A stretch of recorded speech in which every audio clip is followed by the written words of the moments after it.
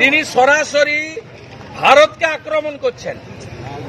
এই প্রশাসককে বলতে চাই, নুন আপনার আছে, আয়োডিনটা ভারতের। আমি শুধু একটা উদাহরণ দিলাম। আমি এখান থেকে দাবি করছি, ভিসা 100% স্টপ করুন। আমরা প্রয়োজন হলে একদিন অপেক্ষা করে ভিসা দপ্তরেও যাব, এখানে ভিসা সেন্টারে। স্টপ, ভিসা দেওয়া বন্ধ করুন completely. Export import permit issue করা বন্ধ করুন। বাকিটা আমরা বর্ডারে করব সোমবার থেকে। বলে দিলাম, চিন্ময় কৃষ্ণ প্রভুকে নিঃশর্ত মুক্তি, হিন্দুদের উপর আক্রমণ, মন্দির ভাঙা বন্ধ করুন। আর এই ধরনের এই নাবালকদের, যাদের আপনারা ওখানে তত্ত্বাবধায়ক সরকারে বসিয়েছেন, এই নাবালক যারা মন্ত্রীর পদমর্যাদায়, তাদের এই ধরনের ভারত বিরোধী কথা বলা বন্ধ করুন। আমাদের প্রত্যেকের সঙ্গে বাংলাদেশের বহু মানুষজনের আত্মীয়তার সম্পর্ক আছে, কিন্তু আমাদের নয়। আমরা এর আগে মুজিব সাহেবের সরকার দেখেছি, বিএনপি আওয়ামী লীগের সরকার দেখেছি, আমরা হুসেন মোহাম্মদ এরশাদের সরকার, আর্মি রুল। কিন্তু এই ধরনের ভারত বিদ্বেষী কথাবার্তা, ভারত বিদ্বেষী আচরণ, এই রকমের হিন্দু নিধন, হিন্দুদের আস্থার জায়গা মন্দিরকে টার্গেট করা, এইভাবে হিন্দু সনাতনী প্রচারক প্রভুদেরকে মিথ্যা মামলায় জেলে করা, এ জিনিস আমরা বিগত দিনে দেখিনি।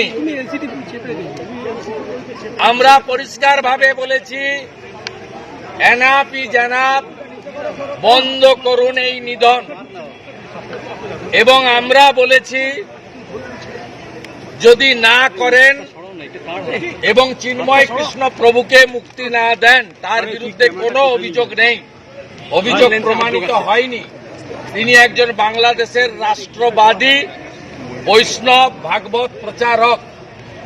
তিনি, তার যত বক্তব্য আপনি আমি শুনেছি, তাতে তিনি বাংলাদেশের জাতীয় পতাকাকে কাঁধে নিয়ে সেখানে তিনি মুক্তিযুদ্ধের পক্ষে, আমার মাটি আমার দেশ, বাংলাদেশ ছাড়ছি না ছাড়বো না স্লোগান দিয়েই করেছেন।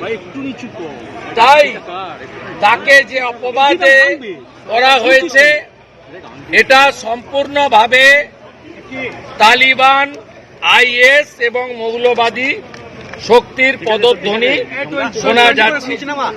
বাংলাদেশের তত্ত্বাবধায়ক সরকারের এক প্রশাসক, তিনি ক্যাবিনেট মন্ত্রীর পদমর্যাদার সমান, তিনি আজকে সরাসরি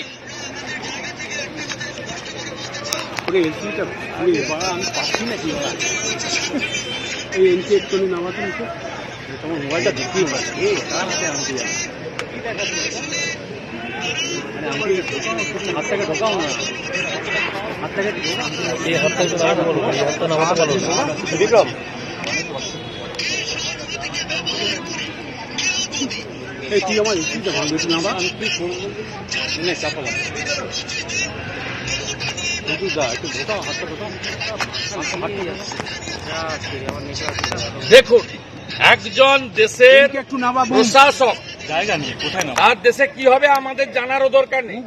তিনি একজন জাতীয় মন্ত্রীর পদমর্যাদা সম্পন্ন।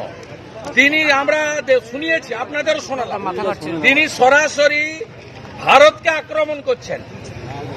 এই প্রশাসককে বলতে চাই, নুন আপনার আছে, আয়োডিনটা ভারতের। আমি শুধু একটা উদাহরণ দিলাম।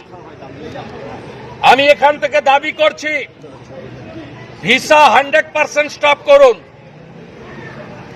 আমরা প্রয়োজন হলে একদিন অপেক্ষা করে ভিসা দপ্তরেও যাব, এখানে ভিসা সেন্টারে। স্টপ, ভিসা দেওয়া বন্ধ করুন completely. Export import permit issue করা বন্ধ করুন। বাকিটা আমরা বর্ডারে করব সোমবার থেকে। বলে দিলাম, চিন্ময় কৃষ্ণ প্রভুকে নিঃশর্ত মুক্তি, হিন্দুদের উপর আক্রমণ, মন্দির ভাঙা বন্ধ করুন। আর এই ধরনের এই নাবালকদের, যাদের আপনারা ওখানে তত্ত্বাবধায়ক সরকারে বসিয়েছেন, এই নাবালক যারা মন্ত্রীর পদমর্যাদায়, তাদের এই ধরনের ভারত বিরোধী কথা বলা বন্ধ করুন। আর চিকিৎসা নেওয়ার জন্য করাচি আর লাহোরে যান, এখানে আসবেন না, পরিষ্কার বলে দিতে চাই আমরা। ওরা কি জানো বাংলাদেশ বলছে এটা নিয়ে কিছু বলবেন দাদা? ইউনূস, মোহাম্মদ ইউনূস উনি উনাদের দিল্লির দূতাবাসে রাষ্ট্রদূতকে জানাবেন প্রোটোকল মেনে।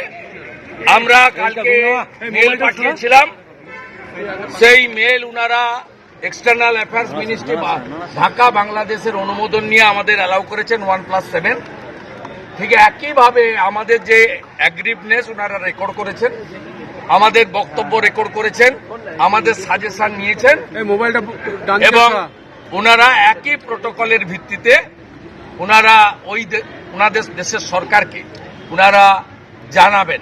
এর বাইরে ডেপুটি হাই কমিশনারের করারও কিছু নেই, উনি কমপ্লিটলি জানাবেন। জানালে যেভাবে আমাদের অ্যালাউ করেছেন, নিশ্চয়ই ওনারা আমাদের কথা শুনতে চান। ডক্টর মোহাম্মদ ইউনূস, তার আত্মীয়তা এখানে আমাদের বর্ধমানে আছে, নিশ্চিতভাবে তার অনুমোদন ছিল। তারা এপারের বাঙালি হিন্দুরা, সনাতনীরা কি বলতে চায় সেটা শুনতে চেয়েছেন, আমরা শুনিয়েছি। আমরা আমাদের কাজ করব।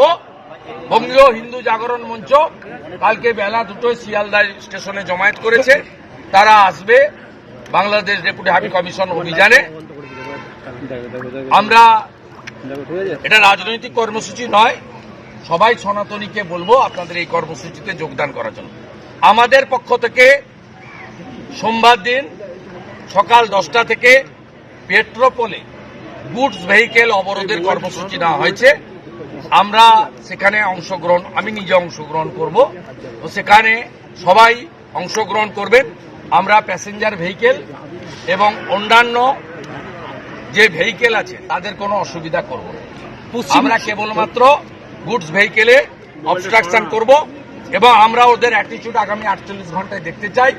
চিন্ময় প্রভুর মুক্তি, মন্দির সুরক্ষা এবং সনাতনীদের উপর মিথ্যা মামলা বন্ধ করে ওখানে আগের পরিস্থিতি ফিরিয়ে আনা হোক।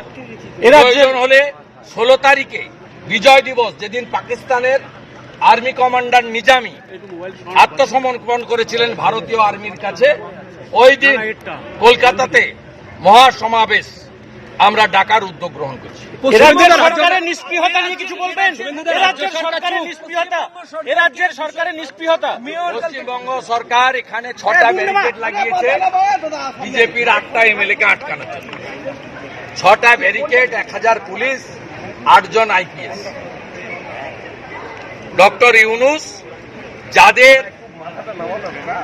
উপর ভর করে এসব করছেন তারা যা, আর মমতা ব্যানার্জি এখানে যাদেরকে লালিত পালিত করে রেখেছেন তারা একই। আজকে বিধানসভায় সংবিধান দিবসের দ্বিতীয় দিনে সিদ্দিকুল্লাহ চৌধুরীর বক্তব্য যদি কেউ শুনে থাকেন তাহলে বুঝতে পারবেন যে মমতা বন্দ্যোপাধ্যায় কোন শক্তিকে নিয়ে তিনি পশ্চিমবঙ্গ চালাচ্ছেন।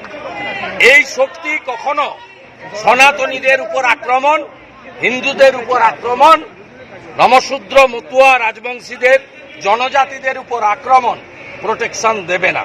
প্রোটেকশন যদি কেউ দিতে পারেন তিনি হিন্দু হৃদয় সম্রাট নরেন্দ্র দামোদর দাস মোদী দিতে পারেন।